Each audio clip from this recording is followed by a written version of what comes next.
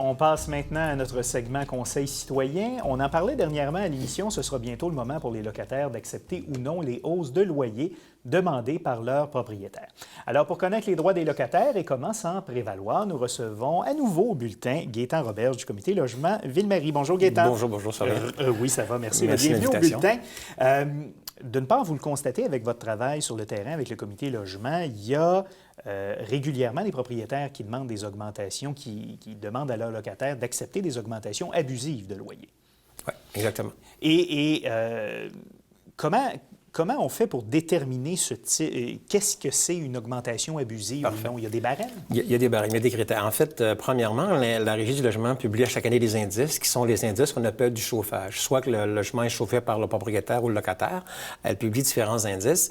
Et dans le calcul de la Régie, il y a plein de choses qui peuvent faire augmenter un loyer, mais il y en a deux autres qui sont principales, à part l'indice chauffage. C'est soit s'il y a eu des travaux dans l'appartement de la personne ou dans l'immeuble et des hausses de taxes. Alors, quand les gens nous appellent, nous, on vérifie avec eux. Maintenant, on a une chance, on peut avoir même les comptes de taxes directs sur Internet. On vérifie. Et s'il n'y a pas de hausse de taxes, s'il n'y a pas eu de travaux dans l'appartement ou dans l'immeuble, à ce moment-là, on dit au locataire, admettons qu'il a reçu une hausse de 25 puis l'indice chauffage donne une augmentation de 5 bien, on dit au locataire, bien là, vous devez refuser, là, c'est complètement abusif. À ce moment-là, le locataire peut simplement envoyer une réponse par courrier enregistré, évidemment, le recommander, dire, moi, je refuse votre 25 par contre, je vous offre 5 Et si le propriétaire, dans les 30 jours de la réception, ne va pas à la régie, donc le loyer va augmenter non pas de 20 ou 25 au 1er juillet, mais de seulement 5 Il va être tenu d'accepter ça. De la même façon que le locataire, s'il ne répond pas dans les 30 jours, ne conteste pas l'augmentation dans les 30 jours, il est réputé l'avoir accepté et à ce moment-là, il n'y a rien à faire. Il n'y a rien à faire. Puis ça, c'est dramatique parce que, ça envoie un mauvais signal. Puis deuxièmement, l'augmentation peut être non justifiée. Et ce que les gens calcule mal, c'est qu'une augmentation, exemple, de 20 par année, c'est qu'elle va se répercuter sur toutes les autres années. Parce que si vous avez, l'année prochaine, mettons, un 3 d'augmentation sur 620, c'est pas 3 sur 640. Donc, ce qu'on dit, l'augmentation, elle n'est pas arithmétique, elle est géométrique. Donc, vous devrez la payer, mais de beaucoup. Puis elle va toujours être cumulée pour tout le temps que vous allez être là. Et l'autre indice, nous, les comités de logement, on essaie de faire en sorte que les loyers demeurent le plus bas possible pour que lorsque les gens déménagent, que les loyers soient plus abordables. Mais si le locataire ne s'occupe pas de hausse de loyer, bien, le loyer va remonter indûment, ce qui fait qu'il y a des logements que les gens vont habiter pendant, mettons, 5 ans, au lieu d'augmenter d'une façon correcte et raisonnable, admettons, de 20 ou 25 sur une période de 5 ans. Sur une période de 5 ans, voilà, vous avez raison. Il y en a que ça va augmenter 100 ce qui est énorme. Alors, 100 sur 5 ans, alors qu'il y a eu aucune amélioration locative.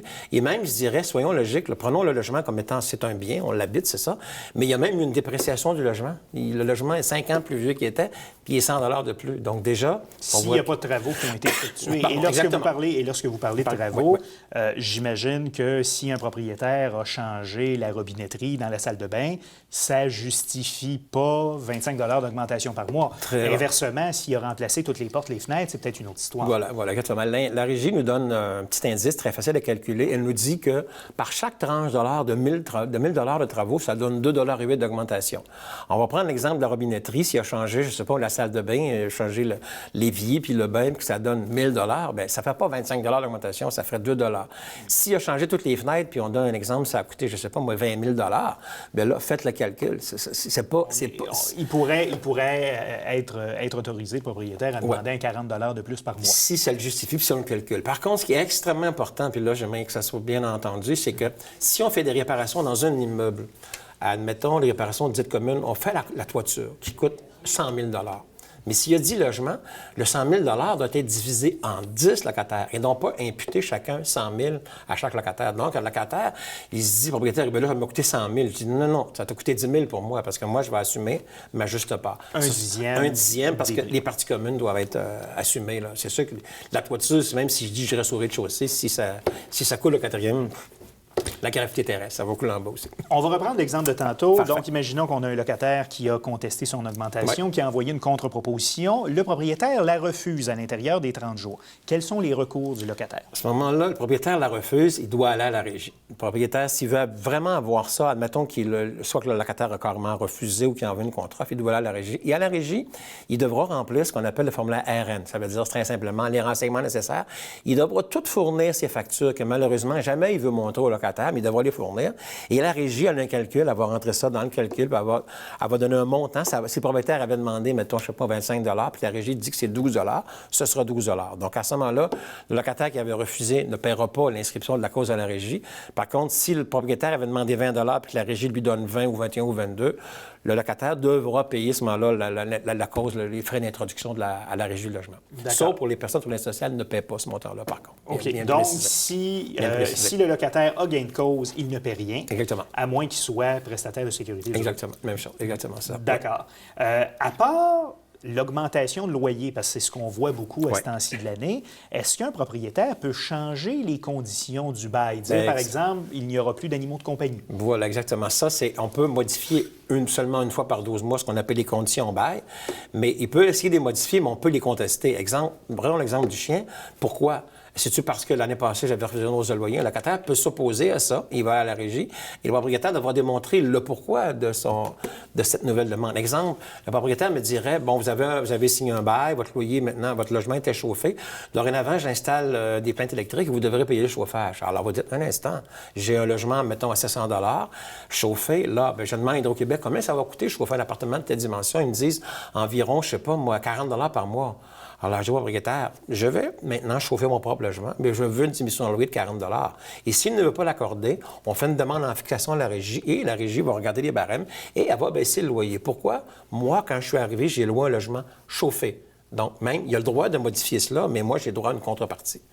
Donc, c'est comme ça. Ouais, donc, il y a donc cette possibilité-là aussi qui est conditions. Au courant des semaines qui courent en ce moment. Oui, puis juste, excusez-moi, avant de terminer, sur ce point-là, bien important, c'est qu'un propriétaire, mettons, il vous envoie une demande en cours de bail de modification, il ne peut pas. Il doit le faire seulement une fois au renouvellement, une fois par tranche de 12 mois, parce qu'il y a des propriétaires qui, au bout de 2-3 mois, disent « Ah ben là, dorénavant, je ne me tente plus, là, ça va être ça. » Tu dis « Non. Votre demande, cher ami, vous la ferez l'an prochain quand ça sera le temps, pour être sûr, parce que sinon, il pourrait faire ce qu'il voudrait n'importe quel temps. Donc, c'est bien important de savoir que c'est une fois l'an seulement. D'accord. Ouais. En terminant, vous avez devant vous certains dépliants. J'en vois, bon, évidemment en français, mais j'en vois aussi dans d'autres langues. Exactement, c'est ça. Juste vous dire, bon, évidemment, nous, on travaille en français, mais ces dépliants-là, c'est un dépliant, on le voit, c'est oui, vous pouvez refuser une hausse de loyer. Il est en français, en espagnol, en anglais et en arabe.